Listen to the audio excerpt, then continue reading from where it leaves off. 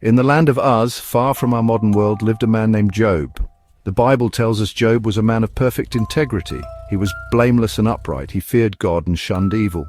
Job's character stood out in a world often shrouded in darkness. His righteousness was not a cloak he wore for show, it was the very fiber of his being. Job's integrity was not merely a personal virtue, it flowed outward, touching every aspect of his life. He was a devoted husband and a loving father. His children, 7 sons and 3 daughters, were a testament to his commitment to family. Job's household was a beacon of godliness, a stark contrast to the wickedness that often permeated the world around him. Job's prosperity was as evident as his integrity. He possessed vast herds of livestock, 7,000 sheep, 3,000 camels, 500 yoke of oxen, and 500 female donkeys. In that time and place, such wealth spoke volumes. He was also blessed with a large and devoted household staff. These outward signs of prosperity were in many ways a reflection of Job's inward state. His blessings were a testament to his faithfulness. But Job's heart was not set on material possessions. His true wealth lay in his relationship with God. He understood that all he had came from the Lord. His wealth, his family, his very life were gifts. He lived each day in humble gratitude for the blessings bestowed upon him. His story reminds us that true prosperity comes not from material wealth, but from a heart aligned with God. Job's life was a model of obedience to the covenant God made with Abraham. Job lived this covenant, offering sacrifices not just for himself but for his family.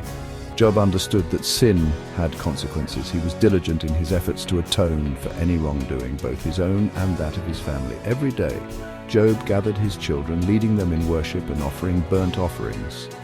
For each of them, he was a patriarch in the truest sense, guiding his family in the ways of the Lord. Job's commitment to spiritual purity was unwavering.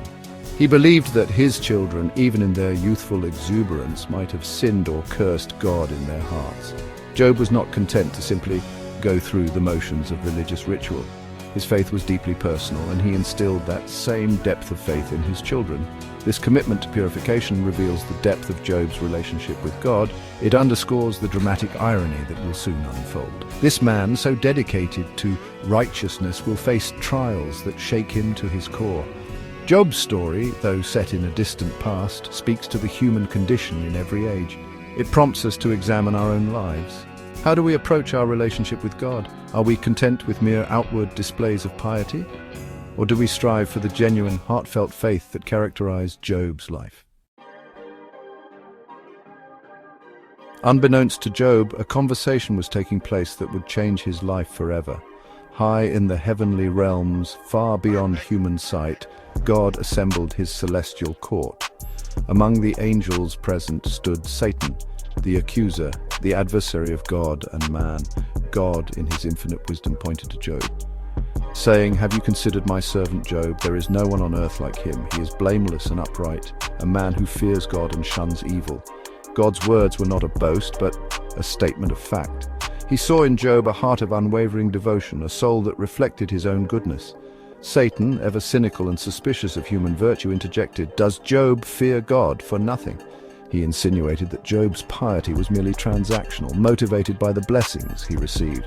"Stretch out your hand and strike all that he has," Satan challenged, "and he will surely curse you to your face."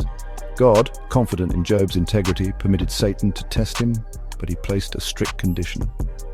"Very well then, everything he has is in your power, but on the man himself do not lay a finger." A divine drama was set in motion, a test of faith with cosmic implications. This encounter in the heavenly realm raises profound questions about the nature of good and evil, free will and divine sovereignty. Why does God allow suffering? What is the purpose of testing? These are questions that have resonated throughout human history, and Job's story provides a framework for exploring them.